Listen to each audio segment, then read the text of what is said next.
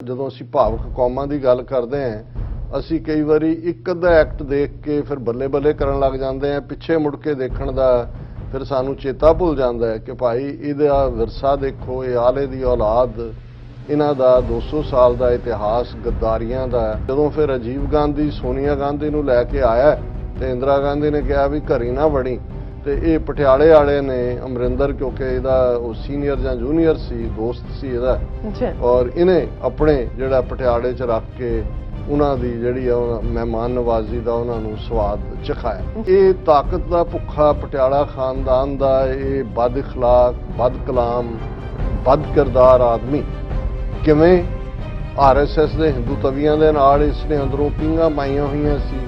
ਉਹ ਇਹਦੀ second term ਵੇਲੇ ਕਿਵੇਂ ਅਜੀਤ ਡੋਵਲ ਦੀ ਖੇਡ ਇਹਨੇ ਖੇਡੀ।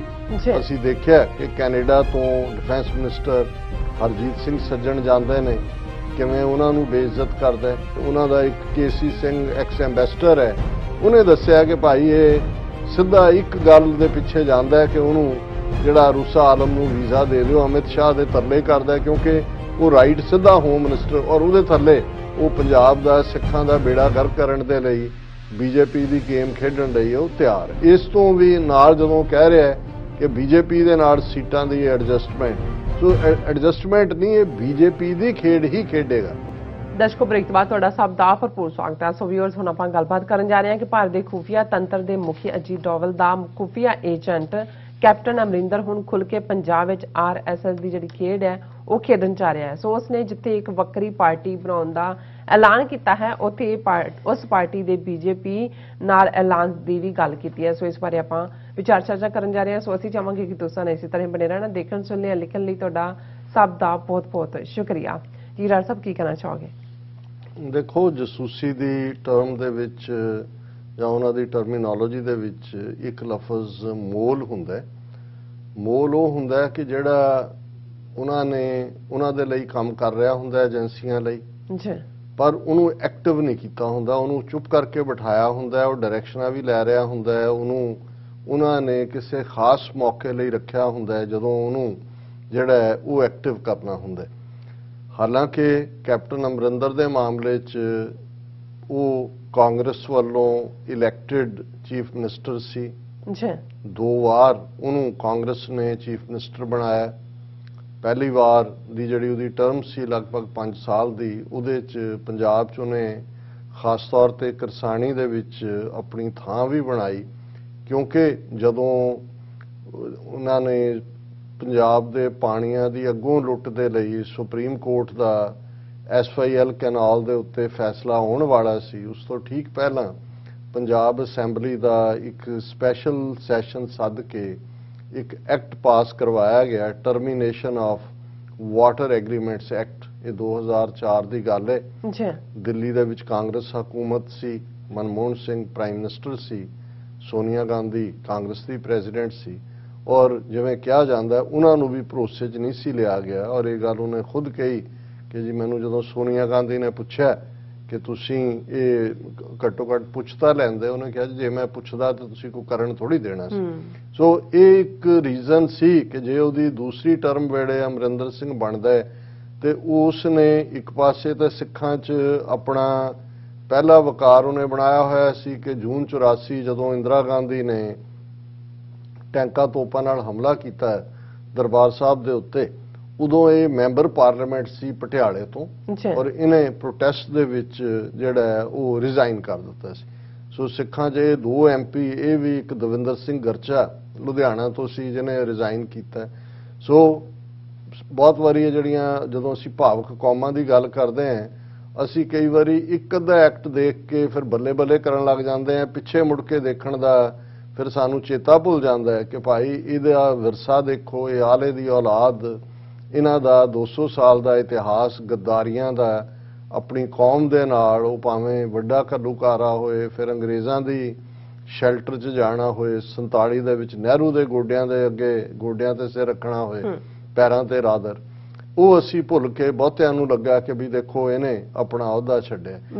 ਹਾਲਾਂਕਿ ਇਹਦਾ ਨਹਿਰੂ ਖਾਨਦਾਨ ਦੇ ਨਾਲ ਔਰ ਖਾਸ ਤੌਰ ਤੇ ਰਾਜੀਵ ਗਾਂਧੀ ਦੇ ਨਾਲ ਸਾਂਝ, ਕਿਉਂਕਿ ਇਹ ਵੀ ਸਨਾਵਰ ਦਾ ਪੜਿਆ ਹੋਇਆ, ਇਹ ਸੀਨੀਅਰ ਸੀ 2 ਸਾਲ ਕਿ ਉਹ ਸੀਨੀਅਰ ਸੀ, ਪਰ ਜਿਹੜੀ ਸੋਨੀਆ ਗਾਂਧੀ ਨੂੰ ਟੋਲਰੇਟ ਵੀ ਕਰਦੀ ਰਹੀ, ਉਹਦਾ ਇੱਕ ਕਾਰਨ ਇਹ ਵੀ ਸੀ ਕਿ ਜਦੋਂ ਰਾਜੀਵ ਗਾਂਧੀ ਨੇ ਇਹ ਯੂਕੇ ਦੇ ਹੋਟਲ ਦੇ ਵਿੱਚ ਇੱਕ ਵੇਟਰੈਸ ਸੋਨੀਆ ਗਾਂਧੀ ਨਾਲ ਵਿਆਹ ਕੀਤਾ ਤੇ ਇੰਦਰਾ ਗਾਂਧੀ ਨੇ ਇਨੀਸ਼ੀਅਲੀ ਐਕਸੈਪਟ ਨਹੀਂ ਸੀ ਕੀਤਾ, ਕਿਉਂਕਿ ਇਹ ਵੱਡਾ ਮੁੰਡਾ ਸੀ ਔਰ ਉਹਦੀ ਜ਼ਹਿਨੀਅਤ, ਜਿਵੇਂ ਉਹਨੇ ਕਦੇ ਵੀ ਈਵਨ ਸੰਜੇ ਗਾਂਧੀ ਨੇ ਜਦੋਂ ਇੱਕ ਸਿੱਖ ਪਰਿਵਾਰਕ ਬੈਕਗ੍ਰਾਉਂਡ ਵਾਲੀ ਮੇਨਕਾ ਗਾਂਧੀ ਨਾਲ ਵਿਆਹ ਕੀਤਾ ਤੇ ਇਹੀ ਨੇ ਵੀ ਉਹਨੂੰ ਕਦੇ ਐਕਸੈਪਟ ਨਹੀਂ ਕੀਤਾ, ਉਹਨੂੰ ਸਗੋਂ ਘਰੋਂ ਕੱਢਿਆ ਅੱਧੀ ਰਾਤ ਨੂੰ। ਔਰ ਉਹਨੇ ਫਿਰ ਵਿਰੋਧ ਦੇ ਵਿੱਚ ਕਿਵੇਂ ਜਿਹੜਾ ਪੂਰਾ ਆਪਣੀ ਇੱਕ ਬਰਾਬਰ ਪਾਰਟੀ ਬਣਾ ਕੇ ਉਹ ਤੇ ਉਹਦਾ ਮੁੰਡਾ ਬੀਜੇਪੀ 'ਚ ਚਲੇ ਗਏ ਸੀ, ਇਹ ਦੱਸਣ ਲਈ ਕੀ ਹੈ।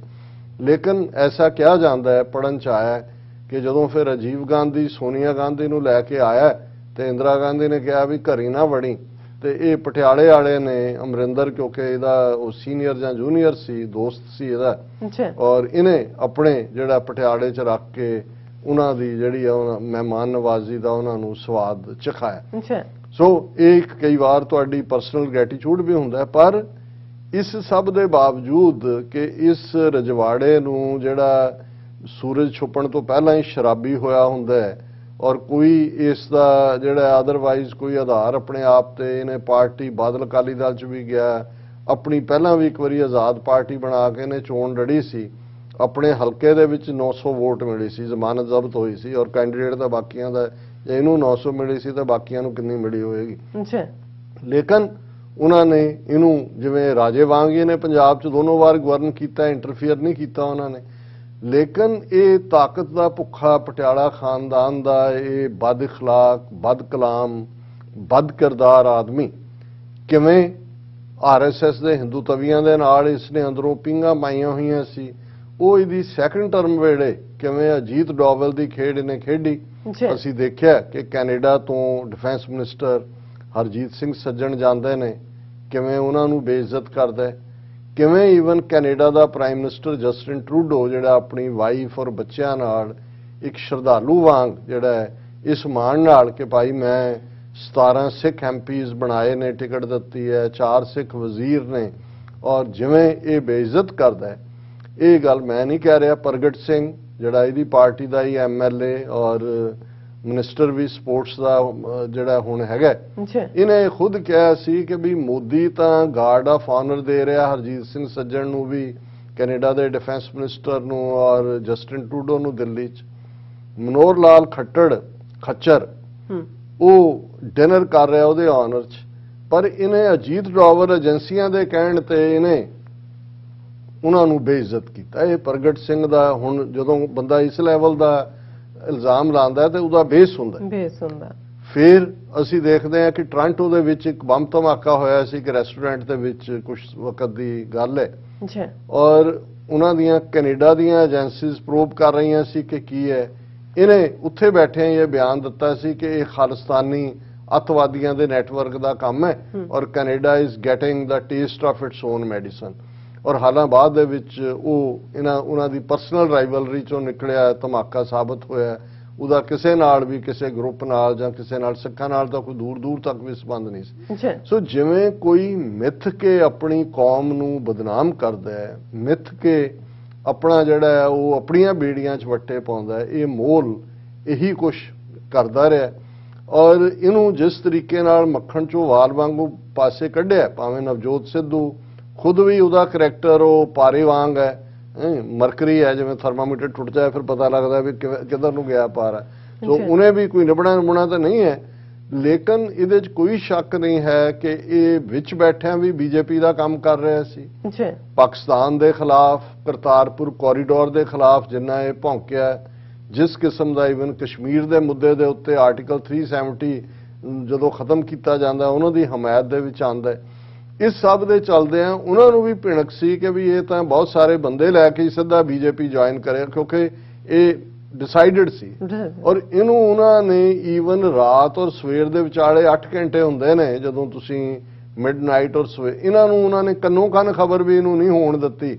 ਔਰ ਉਹਨਾਂ ਨੇ ਹਰੀਸ਼ ਰਾਵਤ ਆਇਆ ਚੰਡੀਗੜ੍ਹ, ਉਹਨੇ 80 ਮੈਂਬਰ ਜਿਹੜੇ ਸੀ ਉਹਨਾਂ ਨੂੰ ਸੱਦਾ ਦਿੱਤਾ ਕਿ ਜੀ ਨਵਾਂ ਲੀਡਰ ਚੁਣਨਾ ਹੈ। ਕਾਂਗਰਸ ਲੈਜਿਸਲੇਚਰ ਪਾਰਟੀ ਦਾ 78 MLA ਉੱਥੇ ਪਹੁੰਚ ਗਏ, ਇਹਦੇ ਕੋਲ ਕੋਈ ਚੋਇਸ ਨਹੀਂ ਸੀ ਅਸਤੀਫਾ ਦੇਣ। ਸੋ ਇੱਕ ਮੂਵ ਤਾਂ ਕਿਉਂਕਿ ਉਹਨਾਂ ਦੇ ਕੋਲ ਵੀ ਉਹ ਦੇਖਦਾ ਰਹੇ ਸੀ ਵੀ ਇਹ 5 ਸਾਲ ਤੋਂ ਕੀ ਕਰ ਰਿਹਾ ਹੈ, ਲੇਕਿਨ ਉਹਨਾਂ ਨੇ ਬਿਲਕੁਲ ਜਿਹੜਾ ਇਹਨੂੰ ਇਹਦਾ ਸ਼ਰਾਬ ਦੇ ਨਸ਼ੇ ਸੁੱਤਾ ਸਵੇਰੇ ਉੱਠਿਆ ਜਦੋਂ ਇਹਨੂੰ ਪਤਾ ਲੱਗਾ ਵੀ ਮੈਨੂੰ ਤਾਂ ਕੱਢਤਾ। ਔਰ ਇਸ ਪੀਰੀਅਡ 'ਚ ਇਹਦੀ ਅਖਲਾਕੀ ਕੀ ਲਾਈਨ ਆ ਉਹ ਤੁਸੀਂ ਇੰਨਾ ਕੁਝ ਸੋਸ਼ਲ ਮੀਡੀਆ ਤੇ ਹੀ ਨਹੀਂ, ਈਵਨ ਜਿਹੜੇ ਉਹਨਾਂ ਦਾ ਇੱਕ ਕੇਸੀ ਸਿੰਘ ਐਕਸ ਐਂਬੈਸਡਰ ਹੈ ਉਹਨੇ ਦੱਸਿਆ ਕਿ ਭਾਈ ਇਹ ਸਿੱਧਾ ਇੱਕ ਗੱਲ ਦੇ ਪਿੱਛੇ ਜਾਂਦਾ ਹੈ ਕਿ ਉਹਨੂੰ ਜਿਹੜਾ ਰੂਸਾ ਆਲਮ ਨੂੰ ਵੀਜ਼ਾ ਦੇ ਦਿਓ, ਅਮਿਤ ਸ਼ਾਹ ਦੇ ਤਰਲੇ ਕਰਦਾ ਕਿਉਂਕਿ ਉਹ ਰਾਈਟ ਸਿੱਧਾ ਹੋਮ ਮਿਨਿਸਟਰ, ਔਰ ਉਹਦੇ ਥੱਲੇ ਉਹ ਪੰਜਾਬ ਦਾ ਸਿੱਖਾਂ ਦਾ ਬੇੜਾ ਗਰਕ ਕਰਨ ਦੇ ਲਈ ਬੀਜੇਪੀ ਦੀ ਗੇਮ ਖੇਡਣ ਲਈ ਉਹ ਤਿਆਰ ਹੈ। ਹੁਣ ਜਦੋਂ ਉਹ ਬਾਹਰ ਹੋਇਆ ਪਹਿਲਾਂ ਤਾਂ ਉਹਨੇ ਮੂੰਹ ਚੋਂ ਝੱਗ ਕੱਢੀ ਕਿ ਜੀ ਮੈਂ ਇੰਨੀ ਖਿਦਮਤ ਕੀਤੀ, ਇਹ ਹੋਇਆ।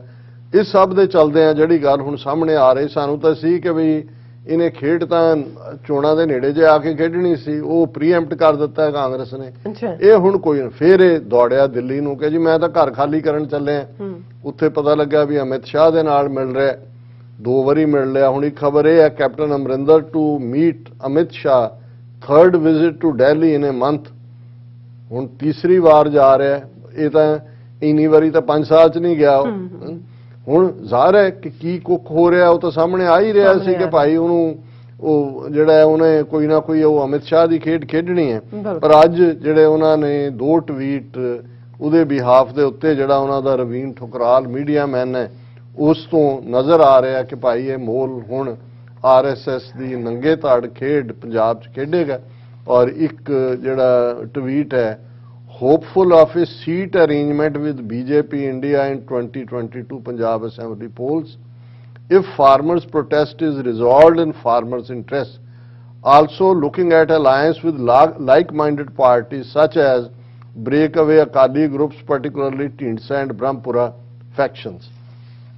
ਉਹਨੇ ਕਿਹਾ ਜੀ 2022 ਚ ਪਹਿਲਾਂ ਤਾਂ ਉਹ ਕਹਿ ਰਿਹਾ ਕਿ ਕਿਸਾਨਾਂ ਦਾ, ਹੁਣ ਇਸ ਤੋਂ ਇਹ ਲੱਗਦਾ ਹੈ ਵੀ ਉਹ ਅਮਿਤ ਸ਼ਾਹ ਦੇ ਨਾਲ ਕੋਈ ਸੌਦਾ ਪਕਾ ਰਿਹਾ ਹੈ। ਕਿਸਾਨਾਂ ਦੇ ਵਿੱਚ ਵੀ ਉਹ ਰਾਜੇਵਾਲ ਹੋਏ, ਦੂਜਾ ਹੋਏ, ਜਿਹਨੇ ਜਾ ਕੇ ਉਹ ਇੱਕ ਨਿੱਕੇ ਜਿਹੇ ਗੰਨੇ ਦੀ ਕੀਮਤ ਚੱਕੀ ਸੀ ਤੇ ਜਾ ਕੇ ਉਹਦੇ ਮੂੰਹ 'ਚ ਬਰਫੀ ਪਾ ਰਿਹਾ ਸੀ। ਉੱਥੇ ਵੀ ਉਹਨਾਂ ਨੇ ਆਪਣਾ, ਜੇ ਅਸੀਂ ਪਹਿਲੇ ਸੈਗਮੈਂਟ 'ਚ ਗੱਲ ਕਰਕੇ ਹਟੇ ਹਾਂ ਕਿ ਨਿਹੰਗ ਫੈਕਸ਼ਨਸ ਦੇ ਵਿੱਚ ਕੀ ਚੱਲ ਰਿਹਾ ਕਿ ਕਿਵੇਂ ਉਹਦੇ 'ਚ ਵੀ ਇਨਫਿਲਟ੍ਰੇਸ਼ਨ ਲੱਗਦੀ ਹੈ ਤੇ ਕਿਸਾਨੀ ਤਾਂ ਵੈਸੇ ਹੀ ਹੈ। ਹੁਣ ਇਹ ਵੀ ਹੋ ਸਕਦਾ ਹੈ ਕਿ ਆਉਣ ਵਾਲੇ ਦਿਨਾਂ 'ਚ ਇਹ ਕਿਸਾਨ ਜਥੇਬੰਦੀਆਂ ਭਾਵੇਂ ਸਿੱਖੀ ਨਾਲੋਂ ਦੂਰ ਦੌੜ ਕੇ ਉਹਨਾਂ ਨੇ ਆਪਣਾ ਕਾਮਰੇਡੀ ਕਰੈਕਟਰ ਰੱਖਿਆ, ਇਹ ਵੀ ਜਿਹੜੀਆਂ ਨੇ ਤੀਲਾ ਹੋਣ ਜਾ ਰਹੀਆਂ ਨੇ ਕਿਉਂਕਿ ਉਧਰ ਸਤਿਆਦੇਵ ਮਲਕ ਮੇਘਾਲਿਆ ਦਾ ਗਵਰਨਰ ਵੀ ਲੱਗਾ ਹੋਇਆ ਸਮਝੌਤਾ ਕਰਵਾਉਣ। ਉਹ ਕਹਿੰਦਾ ਜੀ ਇਹ ਗਰੰਟੀ ਕਰ ਦਿਓ MSP ਮੈਂ ਕਰਵਾ ਦੂੰ।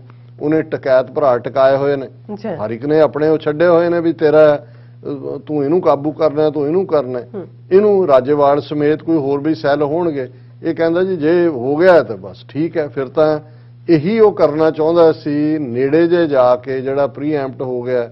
ਨਵਜੋਤ ਸਿੱਧੂ ਤਾਂ ਹੁਣ ਉਹ ਤਾਂ ਖੌਰੂ ਹੀ ਪਾਣ ਤੇ ਹੈ, ਉਹਨੇ ਖੌਰੂ ਹੀ ਪਾਣਾ ਜਿੱਥੇ ਜਾਏਗਾ।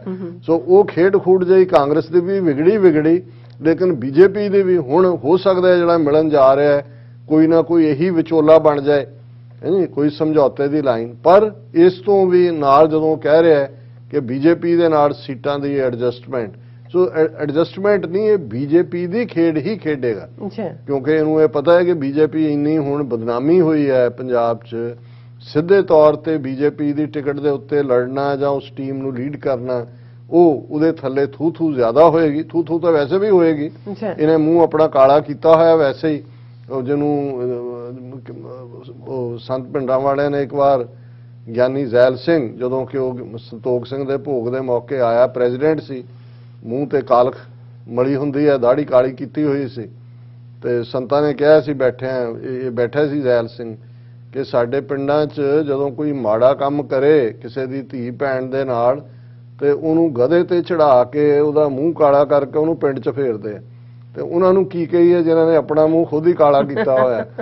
ਸੋ ਉਹ ਸਿਰ ਕਰਕੇ, ਸੋ ਇਹ ਮੂੰਹ ਕਾਲਾ, ਇਹਦੀ ਸ਼ਕਲ ਦੇਖੋ ਔਰ ਇਹਦੀਆਂ ਕਰਤੂਤਾਂ ਦੇਖੋ। ਔਰ ਦੂਸਰਾ, ਲੇਕਿਨ ਇਹਦੇ 'ਚ ਕੋਈ ਸ਼ੱਕ ਨਹੀਂ ਹੈ ਕਿ ਵੀ ਇਹ ਉਸ ਰਸਤੇ ਦੇ ਉੱਤੇ ਤੁਰਿਆ ਹੋਇਆ ਜਿਹੜਾ ਆਪਣੇ ਲੋਕਾਂ ਦਾ ਸੌਦਾ ਵੇਚਣਾ ਹੈ, ਆਪਣੇ ਲੋਕਾਂ ਨੂੰ ਵੇਚਣਾ ਔਰ ਆਪਣੇ ਲੋਕਾਂ ਦੀ ਨਸਲਕੁਸ਼ੀ ਦੇ ਲਈ ਉਸ ਕੁਹਾੜੀ ਦਾ ਦਸਤਾ ਬਣਨਾ ਹੈ ਜਿਹੜਾ ਤੁਹਾਡੇ ਆਪਣੇ ਲੋਕਾਂ ਨੂੰ ਮਾਰਦਾ ਹੈ। ਔਰ ਇਸ ਬੰਦੇ ਨੇ ਇੱਕੋ ਇੱਕ ਪੰਜਾਬ ਦਾ ਇਹ ਜਿਹੜਾ ਕਪੂਤ ਹੈ ਜਿਹਨੇ ਜਦੋਂ ਅਮਿਤ ਸ਼ਾਹ ਨੇ ਐਲਾਨ ਕੀਤਾ ਕਿ ਜੀ ਜਿਹੜੀ ਬਾਉਂਡਰੀ 15 ਕਿਲੋਮੀਟਰ ਤੱਕ BSF ਦੀ ਜੁਰਿਸਡਿਕਸ਼ਨ ਸੀ ਉਹਨੂੰ ਅਸੀਂ 50 ਕਿਲੋਮੀਟਰ ਤੱਕ ਕਰ ਰਹੇ ਹਾਂ, ਜਿਹਦਾ ਮਤਲਬ 25,000 ਸਕੁਅਰ ਕਿਲੋਮੀਟਰ ਟੈਰੀਟਰੀ ਸਿੱਧੀ ਸੈਂਟਰ ਦੇ ਹਵਾਲੇ ਹਰ ਕੋਈ ਕੰਡੈਮ ਕਰ ਰਿਹਾ ਹੈ।